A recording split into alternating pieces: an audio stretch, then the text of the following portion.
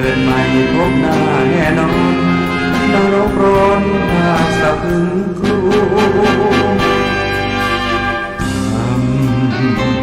อำนาจกรรมกุศลกรรมหรืออกุศลกรรมไม่ควรกระทำกรรมที่ผิดติดตัวทำบาปโหดร้ายมันไม่ใช่เรื่องยิ้มหัวผลลัพธ์น่ากลัวน่ากลัวอำนาจกรรม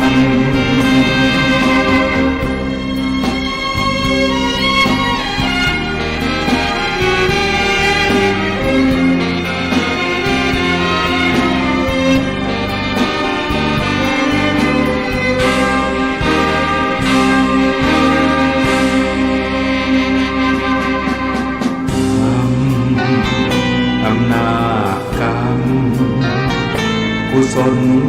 กรรมหรืออกุศลกรรมไม่ควรกระทำกรรมที่ผิดติดตัวทำบาปโหดร้ายมันไม่ใช่เรื่องยิ้มหัวผลลัพธ์น่ากลัวน่ากลัวอำนาจกรรม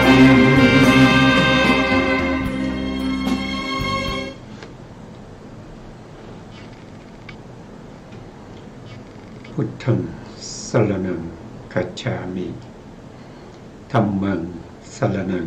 คัจฉามิสังฆังสรณังคัจฉามิกับนมัสการพระมหาเถระพระสังฆาธิการพระเถรานุเถระสวัสดีท่านผู้ฟังสวัสดีท่านผู้ฟังและผู้ชมทุกท่านที่ติดตามในรายการพระไตรปิฎกลอยฟ้าครั้งนี้เป็นครั้งที่86ในเรื่องสติปัฏฐาน4วันนี้เราก็จะมาสรุปในส่วนที่เราได้พูดไปในเรื่องของอุเทศวาระของสติปัฏฐาน4ตั้งแต่ตอนที่1มาจนถึงตอนวันนี้ครั้งที่86นะเราก็จะสรุปแล้วเราก็จะไปขึ้นนิเทศในเรื่องของกายานุปัสสนาสติปัฏฐานต่อไปนะซึ่งกายาเรื่องสติปัฏฐานเนี่ยที่เราเรียนในส่วนที่เป็นอุเทศนะเป็นอุเทศสวาระที่เราเรียนมานี้นะ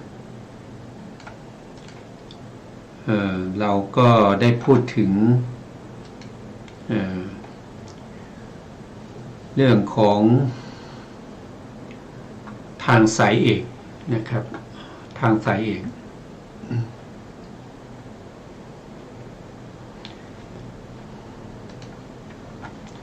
เรามาดูรายละเอียดที่ผมสรุปไว้นะครับก็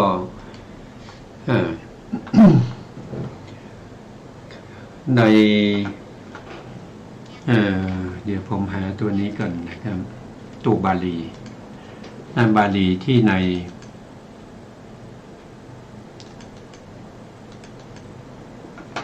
อันนี้เป็นบาลีเกี่ยวกับเรื่องของสติปัฏฐานนะครับเรื่องของสติปัฏฐานในที่พระพุทธองค์ได้แสดงไว้นะ แล้วก็มีคำแปลด้วยนะครับสติปัฏฐานสุตตังข้อธรรมข้อที่131เอวันเมสุตตังเอกังสมายังภัคควากูลูสุวิหารติกัมมาสัทธัมมะนามะกูลูดังนิคโมตัดละโขภัคควาภิกขุงอามันเตสิภิกขโวติพัทธันเตติเตภิกขุงภัควโตปัจจะโสสุง ข้าพเจ้าสดับมาแล้วอย่างนี้สมัยหนึ่งพระผู้มีพระภาคเจ้าประทับอยู่ในแคว้นกุลุทั้งหลายนิคมที่ชื่อว่ากุลุนะของชาวกุลุชื่อว่ากัมมาสัทธัมมะหน้าที่นั้นพระผู้มีพระภาคตรัสเรียกภิกษุทั้งหลายว่าดูก่อนภิกษุทั้งหลายภิกษุเหล่านั้นทูลรับพระผู้มีพระภาคเจ้าแล้วเนี่ยพระพุทธองค์ก็จะตัดต่อไปนะครับภัคควาเอตทะโวจะเอกายโนอายังภิกขเวมัคโขสัตตานังวิสุทธิยาโสกะปริเทวานังสามติกะมายะทุกขโทมนัสสานังอัตถังคัมมายะยายะสะอาทิคัมมายะนิพานะสะสัจฉิกิริยายะยะทิทังจัตตาโลสติปฐานังกัตตเมจัตตาโลอิทะภิกขเวภิกขุแปลเป็นภาษาไทยก็ พระผู้มีพระภาคเจ้าได้ตรัสพุทธภาษิตนี้ว่าดูก่อนภิกษุทั้งหลายทางนี้เป็นทางสายเอกทางนี้เป็นทางสายเอกก็คือเอกายโนเอกายโนตรงนี้เอกายโนเพื่อความบริสุทธิ์ของสัตว์ทั้งหลายเพื่อก้าวล่วงความโศกและปริเทวะเพื่อความดับสูญแห่งทุกข์และโทมนัสเพื่อบรรลุธรรมที่ถูกต้องเพื่อทำพระนิพพานให้แจ้งทางนี้คือสติปัฏฐานสี่ประการเป็นไฉนดูก่อนภิกษุทั้งหลายในธรรมวินัยนี้นะเราก็มาดูเราศึกษามานะครับศึกษามาถึงตรงนี้แล้วคำว่าเอกายโนเอกายโนแล้วก็มัคโขนะครับสองคำเนี่ยมีเราศึกษาไปแล้วนะศึกษาไปแล้วแล้วก็สรุปมาได้อย่างนี้นะครับเอกายโนอายังภิกขเวมัคโขนะสองตัวนี้นะเอกายโนเนี่ยก็จะมีความหมายอยู่6อย่างด้วยกันนะ6อย่างด้วยกันเอกายนะหรือเอกายโนนะครับก็หมายถึงทางสายเอกนะทางสายเอกท่านบอกว่ามีความหมายอยู่6อย่างหนึ่งก็คือทางนี้เป็นทางสายเดียวไม่ใช่2สายนะทางนี้เป็นสายเดียวนะก็คือไม่ใช่2สายนะก็คือ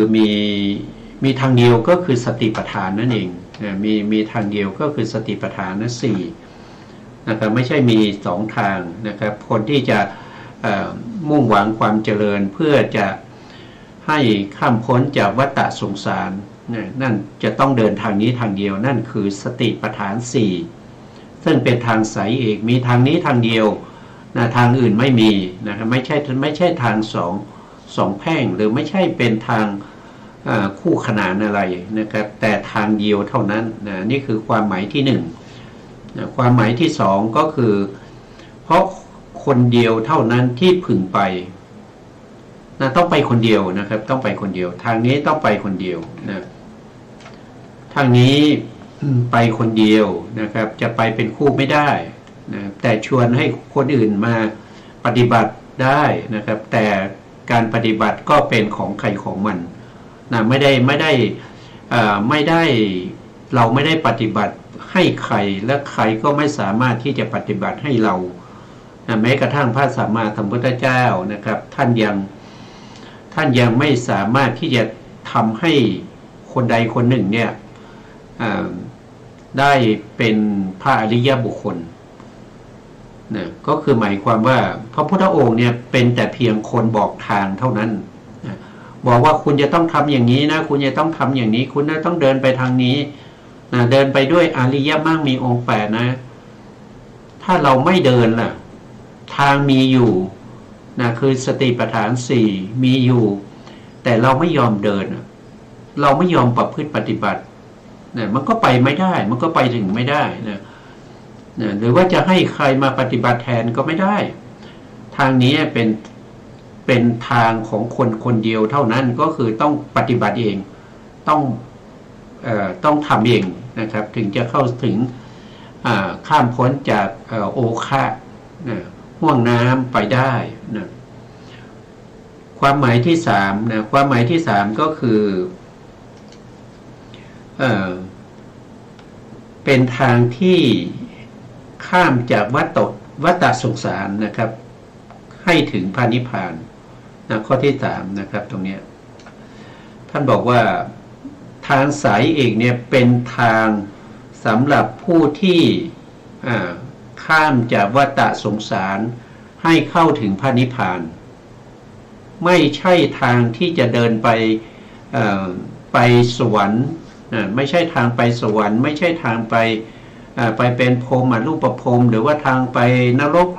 เป็นเปรตเป็นอสุรกายก็ไม่ใช่ทางที่จะกลับมาเกิดเป็นมนุษย์อีกทางนี้เป็นทางที่ข้ามจากโอคะทั้งหลายเข้าสู่นิพพานโอคะคืออะไรโอคะคือห่วงน้ำห่วงน้ำที่ทับถมสัตว์ทั้งหลายให้จมอยู่ในภพภูมิ31ภูมินะครับก็มีกามภูมิ11นะครับกามภูมิ11แบ่งเป็นทุกขติภูมิ4สุคติภูมิ7นะครับสุคติภูมิ7ทุกขติภูมิ4แล้วก็รูปภูมิมี16รูปภูมิก็มีอยู่16ก็เป็นปฐมฌานภูมิ3ทุติยฌานภูมิ3ตติยฌานภูมิ3จตุตฌานภูมิเนี่ยก็จะมีทั้งที่เป็นของพระอริยะคือหมายถึงเป็นของพระอนาคามีอนาคามีที่ไปเกิดในสุทธาวาสอันนี้มีอยู่5ภูมิแล้วก็ปุถุชนมีอีก2ภูมิก็เป็น7อันนี้เป็นรูปภูมิรวมแล้วก็จะมีอยู่16ภูมิด้วยกันอันนี้ไม่ใช่ทางไปสู่พระนิพพานอันนี้เป็นเรียกโดยเป็นโอคะนะครับเป็นห่วงน้ำที่ทับถมสัตว์ให้ทั้งหลายให้เกิดอยู่ในภพภูมิเหล่านี้เราก็ยังมีรูปภูมิอีก4รูปภูมิ4ก็คืออากาสานัญจายตนะภูมิวิญญาณัญจายตนะภูมิอากิญจัญญายตนะภูมิแล้วก็เนวสัญญานาสัญญายตนะภูมิพวกนี้ก็เป็นโอคะเหมือนกันเพราะเป็นภพภูมิที่เป็นที่เกิดของขันธ์5หรือว่าขันธ์1ในอสัญญสัตตภูมิหรือว่าขันธ์4ในรูปภูมิทุกภพทุกภูมิที่มีขันธ์5ไม่ว่าจะเป็นที่มีขันธ์ไม่ว่าจะเป็นขันธ์1ขันธ์2หรือขันธ์2ไม่มีนะครับ มีขันธ์1มีขันธ์4แล้วก็มีขันธ์5พวกนี้เป็นวัฏสงสารวัฏทุกข์เป็นโอคะเป็นห่วงน้ำที่ทับถมสัตว์ถ้าผู้ที่ปฏิบัติทางสายเอกายนะได้อย่างบริบูรณ์ผู้นั้นเข้าถึงพระนิพพานก็คือเข้าถึงความสุขแบบสันติลักขณังอันนี้เรียกว่าเป็นการปฏิบัติข้ามจากวัฏสงสารนี้เข้าสู่พระนิพพานวัฏสงสารก็คือเวียนว่ายตายเกิดอยู่ใน31ภูมินะครับความหมายที่4ของเอกายนะเอกายนะคือทางสายเอกนะครับก็คือทางดำเนินไปของผู้เป็นเอก ทางดำเนินไปของผู้เป็นเอกใครล่ะเป็นเอกก็ผู้ที่ประกาศธรรมนี้เป็นคนแรกนะเป็นผู้เป็นเอกนะครับแต่ก่อนที่ท่านจะมาประกาศธรรมนี้ทางที่จะไปสู่พระนิพพานนี้ก่อนหน้านั้นมันก็ยังไม่มีนะครับท่านเป็นคนแรกที่มาสำรวจแล้วก็ตัดถนนหนทางนี้ก็เรียกว่าท่านเป็นผู้เป็นเอกท่านเป็นผู้ที่ดำเนินไปก่อนดำเนินไปทางนี้นั่นก็คือได้แก่พระสัมมาสัมพุทธเจ้าเพราะฉะนั้นธรรมนี้ทางนี้ก็เป็นท ทางที่เป็นของพระสัมมาสัมพุทธเจ้าแล้วก็พระสัมมาสัมพุทธเจ้าเนี่ยเป็นผู้ที่ดำเนินทางนี้ไปก่อนผู้อื่นนะครับแล้วก็ได้บอกให้สาวกทั้งหลายให้เดินทางนี้นะครับเริ่มต้นที่สติปัฏฐาน4อันนี้เป็นเอกายนะก็คือทางสายเอกทางนี้มีทางนี้ทางเดียวนะครับที่จะเข้าสู่พระนิพพานอันนี้ความหมายที่4ของเอกายนะอันนี้คือเราศึกษาไปแล้วเรามาทบทวนนะครับก่อนที่เราจะไปเรียนในส่วนที่เป็นนิเทศต่อไปนะต่อไปในข้อที่ความหมายที่5นะครับทางนี้นะเอกายนะหรือทางสายเอกเนี่ยมีเฉพาะในธรรมวินัยนี้นะครับธรรมวินัยนี้นะไม่มีในธรรมวินัยศาสนาอื่นนะครับธรรมวินัยในพระพุทธศาสนาหมายถึงพระพุทธศาสนานะก็จะมีอยู่2อย่างนะธรรมวินัยเนี่ยมีอยู่2อย่างวินัยเนี่ยมี2อย่างนะ2อย่างก็คือ1ก็คือสังวรวินัยนะสังวรวินัยอันที่2ก็คือปหานวินัยสังวรวินัยก็มีอยู่5อย่างนะครับมีอยู่5อย่างสติสังวรนะมีสติสังวรวิริยะสังวรขันติสังวรขันติสังวรญาณสังวรแล้วก็มีข้อที่5นะครับก็คือปหานะสังวรไม่ใช่ ปาติโมกข์สังวรนะครับก็จะมีอยู่5อย่างนะมีอยู่5อย่างส่วนปหานะสังวรเนี่ยนะปหานะสังวรก็มีอยู่5นะครับมีอยู่5นั้นก็คือได้แก่1ก็คือตทังคประหารนะตทังคประหารก็คือประหารเป็นชั่วขณะนะครับในขณะที่มหากุศลมหากุศลที่มีอารมณ์เป็นกายานุปัสสนานะครับมีอารมณ์เป็นกายมีอารมณ์เป็นเวทนามีอารมณ์เป็นจิตเป็นธรรมในขณะนั้นก็เรียกว่าเป็นตทังคประหารประหารได้เป็นครั้งๆนะแล้วก็อันที่2ก็คือวิคัมภนประหารวิคัมภนประหารคือการข่มเอาไว้นะครับในขณะที่เราได้ฌานเราได้ปฐมฌานทุติยฌานตติยฌานจตุตถฌานจนถึงอรูปฌานทั้ง4รวมเป็นสมบัติ8ในขณะนั้นเราเรียกว่าเป็นวิคัมภนประหารวิคัมภนประหารก็คือข่มอกุศลนิวรณ์ทั้งหลายเอาไว้นะ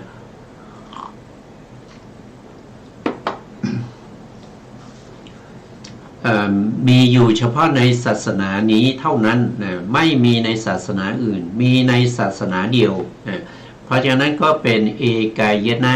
เอกายนะก็คือทางเดียวนะมีเฉพาะในศาสนานี้เท่านั้นนะศาสนาอื่นไม่มีนะความหมายที่6นะความหมายที่6ก็คือทางนี้เป็นทางไปสู่จุดหมายเดียวนะครับนั่นก็คือพระนิพพานนะถ้าใครเดินทางนี้แล้วนะครับจะไปนรกไปเปรตไปในสุรกายไปเป็นมนุษย์เป็นเทวดาเป็นรูปภพอรูปภพไม่ได้ผู้ที่ปฏิบัติถูกต้องนะครับทางนี้มีจุดหมายปลายทางอยู่ที่พระนิพพานเอกายนะทางเดียวทางสายเอกที่ไปสู่พระนิพพานก็คือสติปัฏฐาน4นะสติปัฏฐาน4อันนี้ก็คือความหมายนะความหมายของคำว่าเอกายนะนะครับซึ่งแปลว่าทางสายเอกหรือทางเดียวนะต่อไปเราก็มาดูคำว่ามัคโคนะมัคโคนี้ก็มีอันนี้เขาพูดถึงอานิสงส์7อย่างนะครับแต่จริงๆมัคโคนี้ก็เพื่อไปสู่อะไรไปสู่ความบริสุทธิ์นะในอานิสงส์7อย่างนะครับก็จะมี1ก็คือเพื่อความบริสุทธิ์ของสัตว์ทั้งหลาย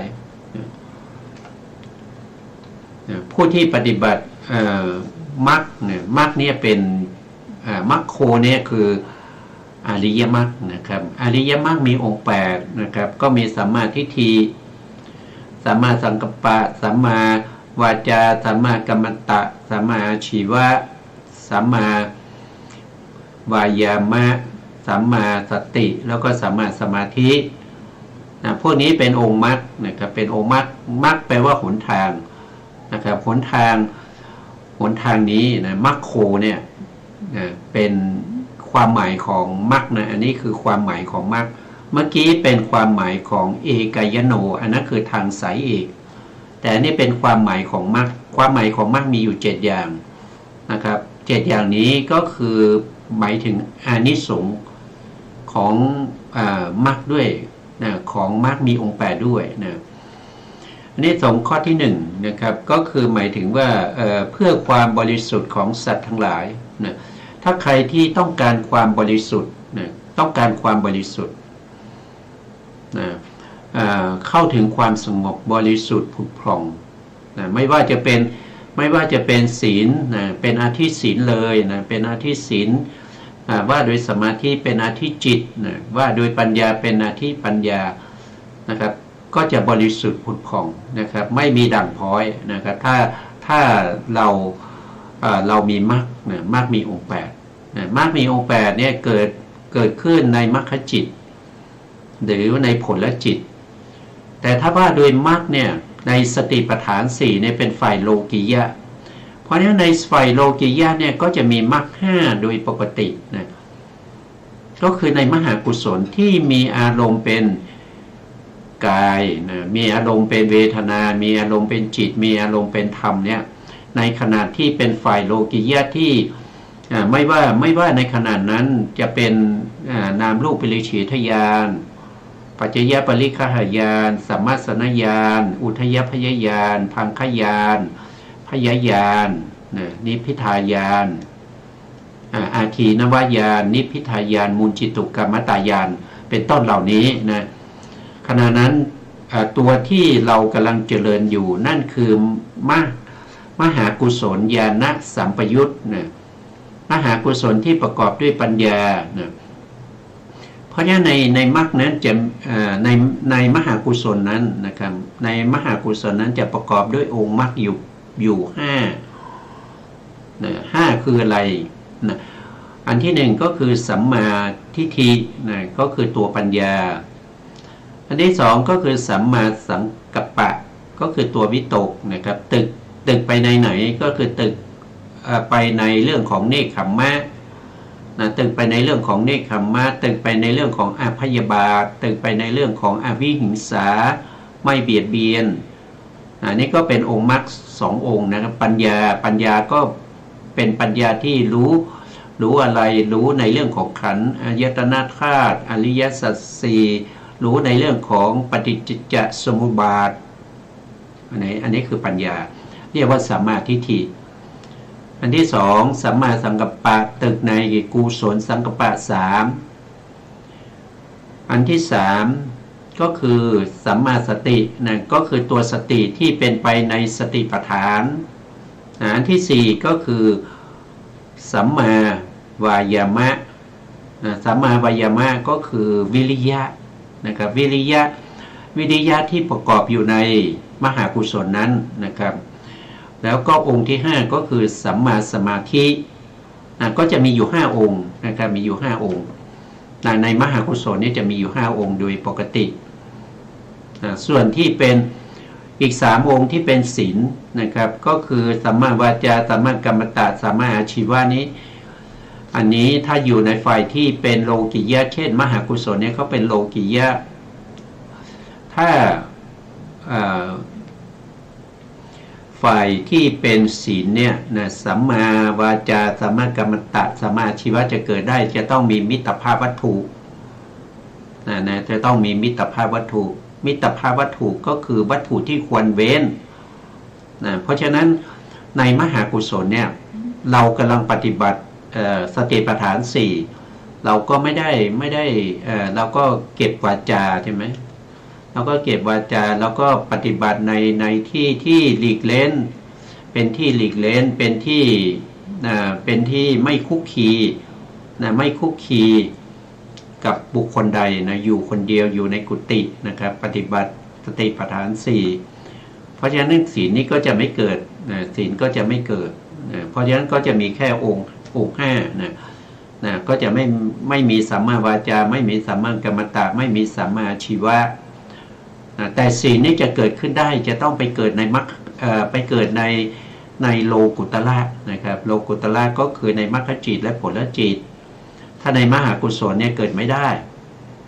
เพราะไม่มีมิตรภาพวัตถุเป็นวัตถุที่ให้เว้นนะครับเพราะสัมมาวาจาจะต้องมีวัตถุที่ให้เว้นจากมิจฉาวาจา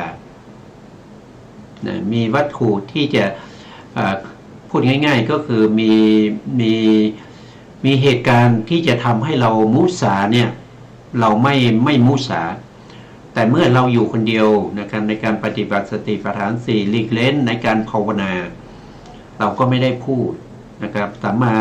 วาจาก็ไม่เกิดนะครับสัมมากัมมันตะเราก็ไม่ได้ทำการงานอะไรนะครับเราทำการงานทางใจก็คือมีจิตใจที่กำหนดรู้ถึงกายเวทนาจิตธรรมอยู่ตัวที่รู้คือมหากุศลและเจตสิกอื่นๆที่ประกอบอยู่ในมหากุศลนะเพราะฉะนั้นก็ไม่มีการงานอื่นที่เราจะต้องเว้นนะครับแล้วก็ไม่มีอาชีพที่เป็นไปในสัมมาวาจานะครับแล้วก็สัมมากัมมันตะนะครับที่เป็นไปในเรื่องของอาชีพเราก็ไม่เกี่ยวเพราะเราอยู่คนเดียวนะครับเราอยู่คนเดียวปฏิบัติคนเดียวนะครับหรือว่าปฏิบัติร่วมกันหลายๆคนแต่ทุกคนก็ปฏิบัติของใครของมันเพราะเป็นทางของใครของมันไม่มีการที่จะคือจับมือกันไปอย่างนี้ไม่ได้นะครับก็ไปจุดหมายเดียวกันก็จริงแต่ก็ต่างคนต่างไปนะครับไม่มีใครที่จะจับมือนะครับอุ้มกันไปอย่างนี้มันไม่ได้นะเพราะฉะนั้นศีลก็ศีลที่เป็นสัมมาวาจาสัมมากัมมันตะสัมมาอาชีวะก็จะไม่เกิดในมหากุศลในขณะที่เรากำลังปฏิบัติเพราะมหากุศลเป็นฝ่ายโลกิยะนะศีลเหล่านี้จะประชุมพร้อมกันในมรรคจิตในมรรคจิตแล้วก็ผลจิตเหล่านั้นนะครับนี่ก็คือเพื่อความบริสุทธิ์นะแล้วทุกวันนี้เราไม่บริสุทธิ์ใช่ไหมก็ตอบว่าไม่ใช่แล้วนะทุกวันนี้เราไม่บริสุทธิ์เพราะอะไรเพราะว่าเรามีกิเลสนะครับปุถุชนอย่างเราเนี่ยมีกิเลสหนาเท่าแผ่นดินนะครับมีกิเลสหนาเท่าแผ่นดินนะเพราะฉะนั้นเราไม่ได้บริสุทธิ์จากกิเลสนะครับถ้ามีอารมณ์ที่มาเกี่ยวข้องมีปัจจัยที่มาเกี่ยวข้องกิเลสนั้นก็จะแสดงออกมาทางปริยุทธานะกิเลสนะเรารู้สึกได้ขุ่นขึ้นมาในใจนะแล้วถ้าปริยุทธานะกิเลสเนี่ยมีกำลังมากขึ้นก็จะแสดงออกมาโดยวีติกมกิเลสแสดงออกมาทางสีหน้าแววตาท่าทางกิริยาอาการต่างๆนะตอนนี้ผู้อื่นรู้แล้วนะครับตอนแรกเป็นปริยุทธานะกิเลสเรารู้คนเดียวนะครับอยู่ในใจของเราแล้วก็มันก็เผาโลนจิตใจของเราอยู่นะครับแต่ถ้าล่วงออกมาเป็นวีติกมกิเลสก็จะเผาผู้อื่นด้วยนี่ก็เป็นกิเลสของปุถุชนนะครับแม้กระทั่งโสดาบันสกทาคามีอนาคามีนะครับก็ยังมีกิเลสอยู่นะครับยังมีกิเลสอยู่ตามสมควรนะก็คือพระอริยบุคคลที่ท่านละได้อย่างเช่นโสดาบันเนี่ยท่านก็จะละทิฏฐานุสัยนะครับก็คือละเกี่ยวกับเรื่องของความเห็นผิดนะครับละวิจิกิจฉาอย่างเงี้ยละศีลพัตตปรมัสสะอย่างเงี้ยก็จะไม่มีแก่ท่านแต่ส่วนอื่นๆเช่นปฏิฆานุสัยแล้วก็การมาราคานุสัยประเภทที่เป็นอย่างหยาบไม่นำไปสู่อบายนะครับก็ยังมีแก่ท่านอยู่ก็จะเป็นระดับไปนะครับเพราะฉะนั้นทางนี้เป็นทางเดียวเท่านั้นนะเป็นทางที่ทางเดียวเนี่ยถึงจะมีมรรคมีองค์8มรรคมีองค์8เนี่ยเป็นธรรมที่ทำให้ สัตว์ทั้งหลายเนี่ยบริสุทธิ์นะเพราะมีมรรคมีองค์แปดนี้แหละที่จะเป็นการขัดเกลาให้สัตว์ทั้งหลายเนี่ยบริสุทธิ์ผุดผ่องจากอนุสัยกิเลสหรือปริยุทธานกิเลสหรือวิติกมกิเลสได้อย่างบริสุทธิ์สัตว์นั้นก็จะเข้าถึงความบริสุทธิ์นะอันนี้ก็เพื่อข้อที่หนึ่งนะเพื่อความบริสุทธิ์ของสัตว์ทั้งหลายนะครับสองก็เพื่อก้าวล่วงจากโศกะนะโศกะหรือปริเทวะนะโศกะนะเศร้าโศกโศกะเศร้าโศกนะอันนี้คือก้าวล่วงจากโศกะนะครับโศกะเนี่ยถ้าเราศึกษามาแล้วในเรื่องของพระสูตรเนี่ยผู้ที่เป็นโศกะนี่คือใครนะก็จะมีมหามาตใช่ไหมมหามาตที่เรียกว่าสันตติมหามาตนะครับที่คนที่ตัวเองชอบนั้นได้ตายไปนะก็เกิดความเศร้าโศกนะครับเนี่ยนะครับแต่ว่ามหามาตนี้เขามีบุญเก่านะครับก็มาฟังธรรมจากพระพุทธองค์ก็ได้เป็นพระได้เป็นพระอรหันต์เลยนะได้ตรัสรู้เป็นพระอรหันต์เลยนะขณะที่ยังเมาเหล้าอยู่นะครับยังมึนเมาอยู่สุราอยู่อันนี้ก็เป็นความโศกของมหามาตนะเขาเรียกว่าชื่อจริงเขาคือสันตตินะสันตติมหามาตนะสันตติมหามาตอันนี้ก็เป็นตัวอย่างในพระสูตรที่เราศึกษามานะก็คือละความสุขได้นะครับเมื่อละความสุขได้ก็เข้าถึงพระนิพพานได้นะอันที่สามนะครับเพื่อละการข้ามควรทั้งหลายอันนี้เป็นปริเทวะเป็นปริเทวะนะครับอันนี้ในพระสูตรเนี่ยเราศึกษาในสติปัฏฐานมานะครับก็คือได้แก่ปตาจารานะครับปตาจาราเนี่ยท่านยกตัวอย่างมาให้นะปตาจารานี้ก็คือเป็นผู้ที่ได้รับความทุกข์นะครับความทุกข์อะไรนะก็คือความทุกข์ที่ลูกคนหนึ่งนะครับก็ถูกน้ำพัดไปลูกคนเล็กก็ถูกเหยี่ยวเฉี่ยวออกไปนะครับแล้วก็สามีก็ตายนี่ด้วยงูนะครับงูพิษกัดนะแล้วก็พ่อแม่แล้วก็พี่ชายก็ตายอยู่ในกองพึงเดียวกันนะครับก็คือคืนนั้นฝนตกฟ้าผ่านะที่บ้านนะครับแล้วก็ทำให้เกิดไฟไหม้แล้วก็บ้านก็ล้มนะครับทับพ่อแม่พี่ชายตายอยู่ในกองเพลิงนั้นนะครับเพราะฉะนั้นปตาจาราก็เกิดวิปลาสนะครับทุกข์มากจนวิปลาสนะครับอันนี้ก็เป็นตัวอย่างนะครับเป็นตัวปตาจารานะครับแล้วข้อที่สี่นะครับเพื่อความดับทุกข์ทางกายนะครับเพื่อความดับทุกข์ทางกายตัวอย่างก็คือใครนะครับก็คือได้แก่พระเถระนะครับพระเถระรูปที่หนึ่งก็คือท่านทุบขาให้หักนะครับเพื่อเป็นประกันแก่จนนะครับว่าขอมีชีวิตคืนนี้คืนเดียวนะอย่าเพิ่งฆ่าเราเลยนะจนนั้นก็บอกว่าคุณจะมีอะไรมาเป็นประกันนะครับก็ก้อนหินมาทุบขาให้ขาหักนะว่าขาเราหักอย่างนี้เนี่ยเป็นประกันได้ไหมเราขอมีชีวิตอยู่เพียงคืนเดียวเท่านั้นนะจนทั้งหลายก็บอกว่าได้นะครับท่านก็เจริญสติปัฏฐาน4นะครับจนได้บรรลุเป็นพระอรหันต์นะครับตอนใกล้จะสว่างนะครับอันนี้ก็ดับทุกข์ทางกายได้นะทีนี้อริยมรรคดับทุกข์ทางใจนะครับก็เพื่อความดับของโทมนัสนะก็คือทุกข์ทางใจนะครับข้อที่5อันนี้ก็ได้แก่ทุกข์ของเท้าสกะนะเท้าสกะเนี่ยท่าน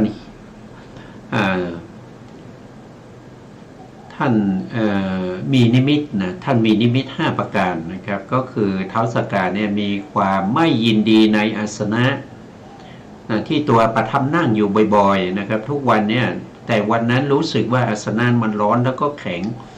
นะครับไม่ยินดีนะแล้วก็สองก็คือไม่ยินดีในวิมานที่อยู่ของตัวเองนะสามก็คืออาภรณ์เศร้าหมองนะสี่ก็คือดอกไม้ประจำตัวนี่หิวเฉานะห้าก็คือมีเหงื่อนะครับมีเหงื่อออกลักแร้นะปกติถ้าเป็นเทวดาเนี่ยเขาจะไม่มีเหงื่อใช่ไหมครับเขาจะไม่มีเหงื่อแล้วท่านเป็นท้าวสักกะท่านมีดอกไม้ประจำตัวนะครับดอกไม้ของท่านก็หิวเฉานะแล้วก็อาภรณ์ที่ท่านสวมใส่มันก็เศร้าหมองนะครับแล้วก็ที่วิมานของท่านก็ไม่ยินดีพอใจนะไม่เหมือนกับปกตินะแล้วก็อาสนะที่นั่งประจำก็ร้อนแล้วก็แข็งนะเมื่อมีนิมิตปรากฏอย่างนี้ท่านก็ตรวจสอบดูนะครับพอตรวจสอบดูก็รู้ว่าตัวเองเนี่ยกำลังจะตายนะนับจากนี้ไปอีก7 วันนี้ก็จะตายแล้วนะแล้วท่านก็ดูต่อไปว่าถ้าตายแล้วจะไปที่ไหนไปเกิดที่ไหนท่านก็เห็นว่าท่านจะต้องไปเกิดในนรกนะครับไปเกิดในนรกเพราะฉะนั้นท่านก็ทุกข์ใจมากนะท่านมีโทมนัสมากนะเพราะฉะนั้นท่านก็จะทำอย่างไงนะจะได้หายจากทุกนี้นะทุกทางใจนี้ก็เดินลึกถึงพระพุทธเจ้าได้ว่าทุกเหล่านี้เนี่ยมีคนเดียวเท่านั้นที่จะทำให้เราคลายจากทุกนี้ได้นั่นก็คือพระสัมมาสัมพุทธเจ้าสมณโคดมนะท่านก็หายตัวจากเทวโลกเข้ามาเฝ้าพระพุทธองค์นะพระพุทธองค์ก็แสดงธรรมให้ฟังนะครับก็จะมีคำถามนะเขาเรียกว่าสกัดปัญหานะครับรู้สึกจะมีอยู่14 ข้อนะที่ถามไปแล้วพระพุทธองค์ก็ตอบนะพระพุทธองค์ตอบแล้วถึงข้อที่7ข้อที่8เนี่ยท่านก็ได้เป็นโสดาบันฟังแค่7 ข้อก็เป็นโสดาบันนะเมื่อเป็นโสดาบันแล้วหลังจากเป็นโสดาบันแล้วท่านก็จุตินะจุติคือตายจากความเป็นเท้าสกัดคนเก่านะเพราะท่านเป็นโสดาบันแล้วท่านไม่ต้องไปเกิดในอบายใช่ไหมครับท่านไม่ต้องไปเกิดในอบายแล้วท่านก็ปฏิสนธิเป็นเท้าสกัดองค์ใหม่เลยอยู่ที่เดิมนะครับแต่เป็นคนละคนกันนะไม่มีใครรู้นะมีผู้ที่รู้ก็คือพระสัมมาสัมพุทธเจ้ารู้กับเท้าสกัดเจ้าตัวรู้เท่านั้นเองอันนี้ก็เพื่อดับทุกข์นะครับมรรคนะครับหนทางที่ไปสู่โสดาปัตติมรรคเนี่ยโสดาปัตติมรรคโสดาปัตติผลเนี่ยทำให้เท้าสกัดนี้ไม่ต้องไปทนทุกข์ทรมานอยู่ในนรกอันนี้ก็เป็นอานิสงส์นะครับอานิสงส์ของการเจริญสติปัฏฐานสี่แต่ท่านที่มีบุญเนี่ยท่านก็ฟังพระธรรมจากพระพุทธองค์นะครับพระพุทธองค์เป็นผู้รู้อัธยาศัยของสัตว์รู้อินทรีย์แก่อ่อนของสัตว์รู้บทธรรมที่จะแสดงให้แก่ผู้ฟังได้ดวงตาเห็นธรรมได้ตรัสรู้เป็นพระอริยบุคคลนี่ก็ทำให้เท้าสกัดนี่ได้พ้นจากนรกนะครับอันนี้ก็เป็นอานิสงส์ของมรรคมีองค์8นะข้อที่6นะครับก็เพื่อบรรลุโลกุตละมรรคนะครับนะเพื่อบรรลุโลกุตละตอนแรกเนี่ยเป็นมรรคที่เป็นโลกิยะนะที่ได้พูดไปแล้วมีอยู่5 องค์นะเกิดในมหากุศลที่มีอารมณ์เป็นกายเวทนาจิตแล้วก็ธรรมนะเมื่อปฏิบัติไปจนไปเริ่มแรกเนี่ยก็จะเห็นลักษณะใช่ไหมครับเห็นลักษณะของรูปนามเมื่อเห็นลักษณะเครื่องหมายของรูปนามเหล่านั้นก็สามารถแยกรูปแยกนามได้นะสามารถที่จะแยกรูปแยกนามได้เมื่อแยกรูปแยกนามได้ดูรูปนามนั้นนะครับเห็นชัดด้วยการประจักษ์แล้วก็เห็นอะไรเห็น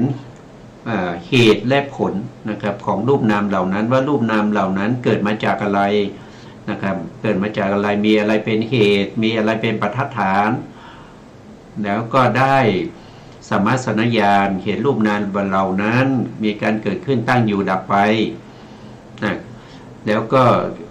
เจริญวิปัสสนาโดยความมี อนิจจานุปัสสนาเป็นอารมณ์นะบางคนก็มีทุกขานุปัสสนาเป็นอารมณ์นะบางคนก็มีอนัตตานุปัสสนาเป็นอารมณ์แล้วก็เข้าสู่พระนิพพานได้นะต่อไปข้อที่7นะครับเพื่อการทำให้แจ้งซึ่งพระนิพพานอันนี้ก็เมื่อเราเข้าถึงนะครับเมื่อเราเข้าถึงอริยมรรคนะมรรคมีองค์8ประชุมกันในมรรคจิตนะ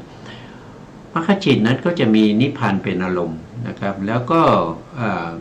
ทำหน้าที่นะมรรคจิต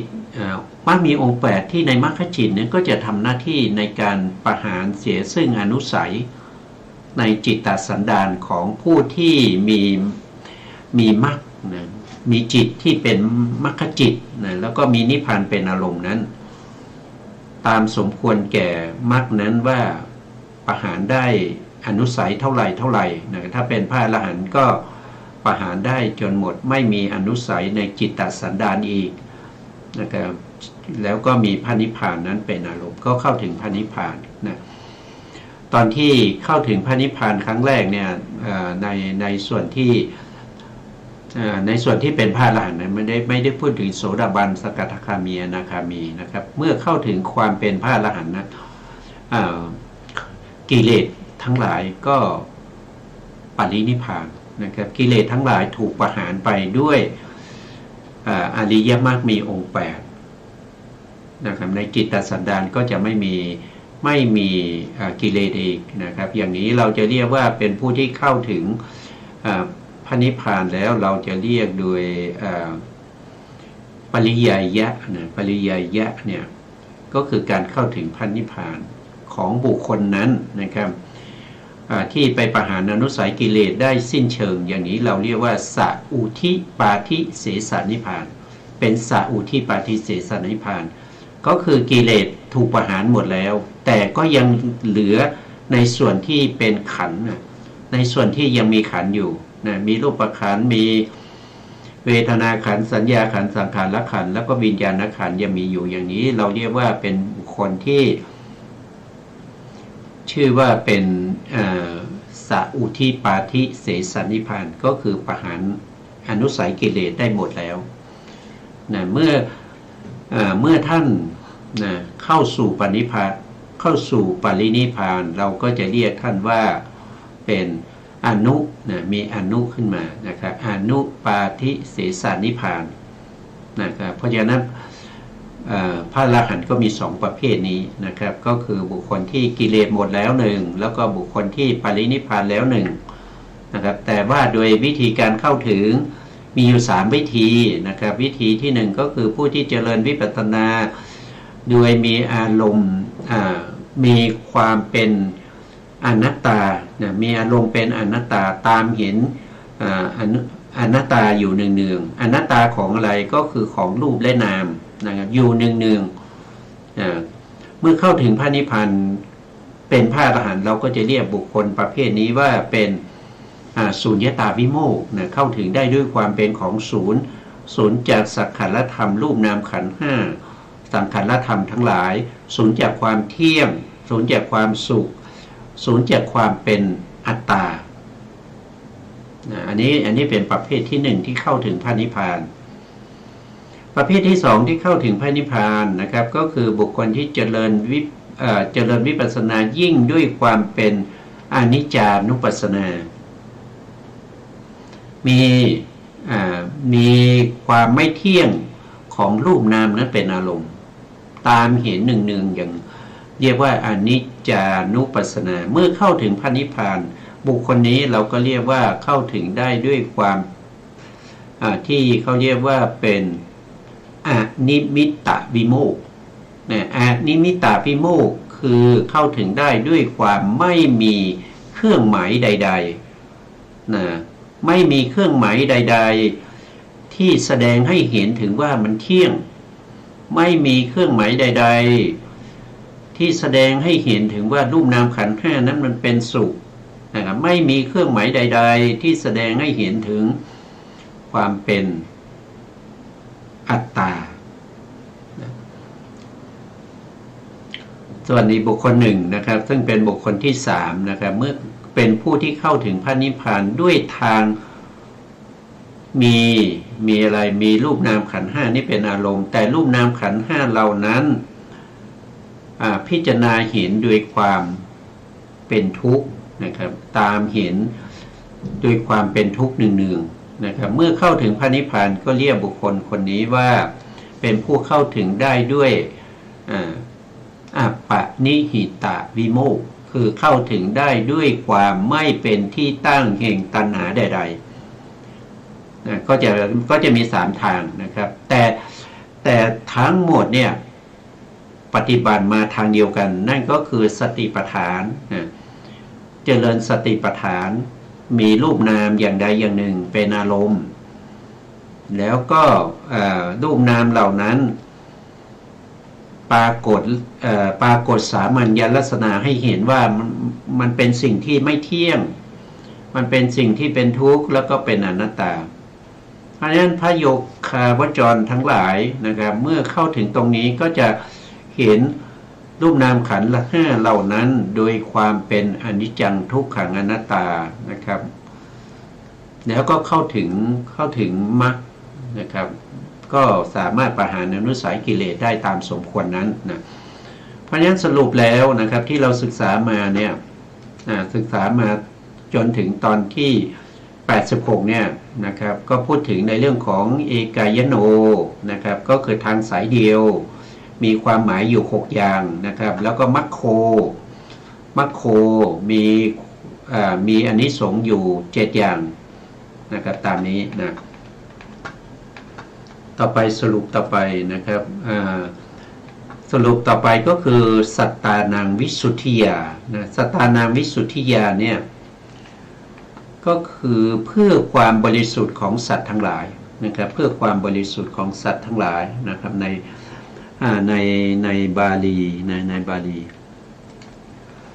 ลีก็จะมีนะครับก็จะมีสัตตานังวิสุทธิยาเนี่ยสัตตานังวิสุทธิยานะครับก็ความหมายตรงนี้นะครับเราศึกษาในอุเทศก็จะมีท่านก็จะอธิบายในเรื่องของศัพท์บาลีนะครับที่เราจะแปลนะครับเพราะท่านกลัวเราจะแปลผิดนั่นเองนะครับท่านก็จะอธิบายในอรรถกถานะสัตตานังวิสุทธิยาเพื่อความบริสุทธิ์ของสัตว์ทั้งหลายพระองค์ได้ตรัสสรรเสริญเอกายนมรรคแม้ในที่นี้ไว้ด้วย7 บทนะครับ7 บทคืออะไรนะคือหมายความว่าเพื่อความบริสุทธิ์ของสัตว์ทั้งหลายเนี่ยนะก็มาจากสติปัฏฐาน4ซึ่งเป็นทางสายเอกแล้วก็มีมรรคนะมีมรรคเกิดในมหากุศลนะ5นะแล้วก็ไปเกิดในมรรคจิต8 องค์นะครับแล้วก็ทำการประหารกิเลสนะครับทำให้สัตว์เหล่านั้นมีความบริสุทธิ์นะวิสุทธิญาณนะแล้วทีนี้พระองค์ก็ยังตรัสสรรเสริญนะครับในเอกายนมรรคเนี่ยไว้7 บทด้วยกันนะทำไมพระองค์ตรัสสรรเสริญไว้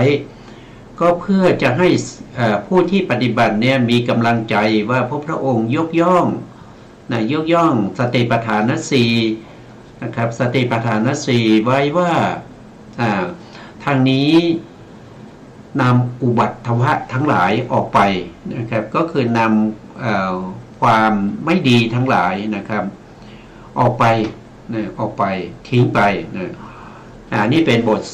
ที่พระพุทธองค์สรรเสริญสรรเสริญเอกายนมรรคนะครับ4 อย่างคืออะไรที่ทำให้ถ้าเราเจริญสติปัฏฐาน4แล้วเนี่ยอุปัฏฐวะหรือว่าความไม่ดีความจันไรทั้งหลายเนี่ยให้ออกไปนะครับ4 อย่างนั้นก็คือ1ก็คือเพื่อนำเอาความสุขที่เป็นสิ่งแผดเผาใจนะครับความสุขนะความสุขก็คือความเศร้านะความเศร้าในใจเหมือนกับใครเหมือนกับสันตติมหามานะครับที่สามารถที่จะ กำจัดความโศกออกไปเมื่อฟังธรรมจากพระพุทธองค์โศกเศร้านะครับที่คนรักของตัวเนี่ยได้ตายไปต่อหน้าต่อตานะครับนี่ก็คือนำเอาความโศกนั้นออกไปอันนี้คือข้อที่หนึ่งนะส่วนข้อที่สองเนี่ยก็คือความข้ามควรนะที่เป็นการลำพันทางวาจาอันนี้ก็เป็นอุบัติวะเหมือนกันนะครับเป็นความไม่ดีเป็นความจันไรนะครับที่จะต้องมาปริเทวะนะร้องไห้ลำพันข้ามควรทุกข์เหลือเกินนะครับถ้าเจริญสติปัฏฐานสี่นะเอกายนะมรรคเนี่ยก็สามารถที่จะนำความโศกนี้ออกไปได้เหมือนกับปตาจาราเถรีนะครับผู้ที่มีความสุขมีความเศร้าโศกปริเทวะมากมายนะครับเนื่องจากสามีตายลูกตายพ่อตายแม่ตายพี่ชายตายนะในคืนเดียวนะครับในคืนเดียวตายเรียบนะตายหมดนะไม่เหลือนะเพราะฉะนั้นก็ข้ามควรปริเทวะจนเป็นจนวิปริตนะเป็นบ้าไปนะเมื่อพบพระพุทธองค์นะพระพุทธองค์ก็ได้เตือนสติปตาจาราก็ได้สตินะเมื่อได้สติพระพุทธองค์ก็แสดงธรรมให้ฟังเขาก็ได้ดวงตาเห็นธรรมเป็นโสดาบันพอเป็นโสดาบันก็นำออกเสียซึ่งปริเทวะนะครับข้ามควรลำพันเหล่านี้เอาไปได้นะอุบัติวะที่สามที่นำออกนะครับก็คือนำออกก็คือได้แก่ความทุกข์ที่ความทุกข์ที่เป็นความไม่สำราญทางใจนะอย่างเช่นนะเมื่อกี้พูดถึงพระภิกษุนะที่ทุบขานะให้หักเป็นประกันแก่โจร500นะแล้วก็ยังมีภิกษุอีก30รูปนะครับที่ถูกเสือโคร่งนะเสือโคร่งนี้เอามาฆ่าไปกินนะคืนละองค์นะครับ